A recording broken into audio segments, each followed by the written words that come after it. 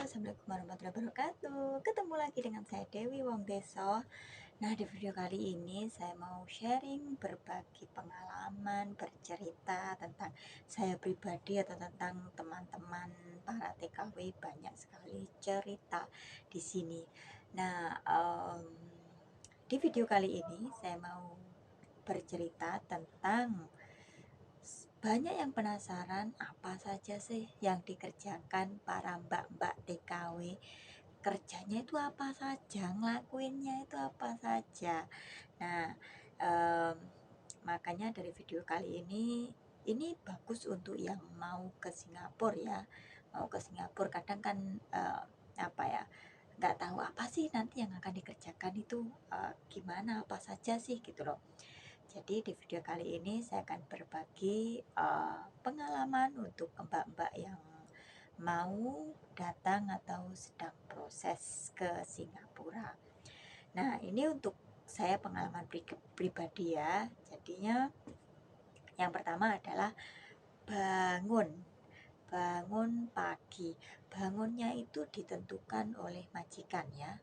Ditentukan oleh majikan artinya kalau memnya bilang nanti jam 6 kamu bangun atau jam 7 kamu bangun gitu. Bangunnya kamu mulai kerja jam 6 atau jam 7. Ini untuk saya secara pribadi sekarang saya bangunnya itu jam 6. Saya itu bangunnya jam 6, mungkin kadang kalau saya capek mungkin jam setengah 7 baru bangun mulai kerja. Ada juga teman-teman mbak-mbak di luar sana yang bangunnya itu jam 3, jam 4 loh ya.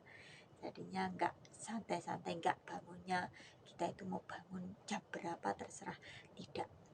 Terus setelah bangun itu tadi biasanya kalau saya itu kan jaga baby. Jadi jaga baby itu saya bersih-bersih sebelum bayi bangun, sebelum anak-anak itu bangun. Jadi setelah bangun saya ngepel lantai. Nah, ngepel lantai. Setelah ngepel lantai, saya ngelap-ngelap meja seperti kursi, seperti lemari itu ngelap-ngelap meja. Terus setelah selesai itu meja itu kaki-kakinya meja juga harus dilap ya, kaki-kakinya kursi juga harus dilap ya harus, jadi nggak ada apa ya, nggak ada debu gitu loh. Orang sangat sangat apa ya, sangat perhatian tentang kebersihan, sangat lah. Terus setelah itu menyiapkan keperluan sekolah. Ini karena anak di sini usia 2 tahun itu sudah masuk sekolah ya. Jadi harus yang susunya lah, yang kasurnya lah, karena kalau umur di masih 2 tahun itu tidur di sekolahan. Jadi 1 hari. Terus setelah itu memandikan, setelah mereka bangun memandikan, pakai seragam lah ya, keperluan seperti ibu pada umumnya lah gitu loh. Terus setelah itu membuat sarapan untuk semuanya, menyuapi juga karena kalau anak kecil itu susah makannya ya, jadinya tidak cukup cuma untuk waktu 10-20 menit. Kadang kalau anak itu lari ke sana kita juga harus tetap repot gitu loh, harus tetap nyuapi gitu loh. Jadi harus tetap ngikuti kemana mereka itu larinya, harus makan. Setelah itu kalau antar sekolah, biar umumnya di sini ngantarnya itu jalan kaki ya, jalan kaki karena tidak semua itu punya mobil, jadinya jalan kaki. Kebetulan saya itu kadang ngantar sekolah, kadang enggak, jarang sekali ngantar sekolah karena kadang diantar sama neneknya karena juga kadang saya ikut tapi naiknya mobil. Kalau yang nggak punya mobil itu jalan kaki, mungkin sekitar, kalau jauh ya sekitar minimal butuh waktu 20 menit lah perjalanan gitu, jalan kaki ya.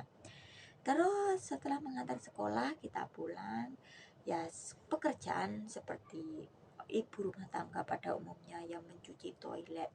Mencuci toilet itu di sini umumnya satu rumah minimal punya 2 toilet ya, minimal itu. Kalau rumahnya besar itu bisa punya 3-4 toilet dan itu harus dicuci setiap hari. Nah, setiap hari, jadi nggak boleh ada yang nggak boleh. Jadi dindingnya toilet itu ya, dindingnya toilet itu juga harus dibersihkan semuanya. Sabun-sabun itu, botol-botol itu juga harus dibersihkan, nggak ada air, jadi harus bersih, benar-benar bersih, benar-benar kering. Setelah setelah habis dicuci pakai sabun, lalu dilap pakai lap yang ada yang pakai air, lap basah. Setelah lap basah yang ketiga itu adalah lap kering, jadi dikeringkan toiletnya itu tadi. Nah, terus untuk meja makannya tadi harus selalu bersih ya. Setelah makan harus dilap lagi sampai bersih. Itu kalau itu biasanya dilakukan 2 kali. Yang pertama adalah lap yang pakai sabun, yang kedua adalah lap kering. Nah, orang sini tuh sangat bersih sekali, nggak seperti kita pada umumnya. Orang-orangnya tinggal cas, tinggal ngelap-ngelap aja, yang bersih-bersih aja gitu loh. Terus setelah itu ya ngepel ruangan, yang bersihkan kamar, yang nyapu lah, yang vacuum lah, yang pokoknya bersih-bersih, yang terus mencuci pakaian lah. Kadang kalau rumahnya, kalau majikannya itu umumnya tapi pakai mesin cuci ya di sini. Tapi kalau baju baju PRT itu ada yang majikan boleh menggunakan mesin cuci, ada yang tidak. Kalau saya kebetulan saya menggunakan mesin cuci, tapi kalau untuk yang kadang kalau malah cuma 1-2 saya cuci pakai tangan gitu. Tapi di eh, nggak dicampur ya. Jadi pakaian anak sama pakaian dewasa itu tidak dicampur, jadi sendiri-sendiri. Nanti setelah mungkin punya anak dulu kita cuci, setelah itu bersih kita keringkan, terus ganti punya orang dewasa. Setelah semuanya beres, yes, pokoknya kerjaan rumah seperti itulah. Terus waktunya pulang sekolah, kita jemput sekolahnya, terus jaga mereka, suapi mereka, terus mandikan mereka, ya jaga seperti anak kita sendiri gitu. Jadi ya saya seperti pekerjaan ibu rumah tangga pada umumnya. Setelah itu mungkin nanti ajak ke tempat bermain, ajak bermain keluar lah, atau ke playground atau kemana. Jadi ajak mereka jalan-jalan, gak setiap hari di rumah, karena kalau anak yang saya jaga itu minimal harus nonton TV itu 1 jam sehari. Jadinya saya harus punya banyak kegiatan. Itu kadang saya baca buku lah, saya bermain sama mereka lah, pokoknya banyak kegiatan untuk mereka di luar nonton TV ataupun saya ajak ke tempat bermain ya.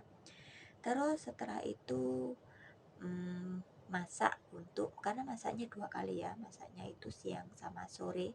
Jadi terus persiapan masak untuk dinernya, untuk makan malamnya kita masak.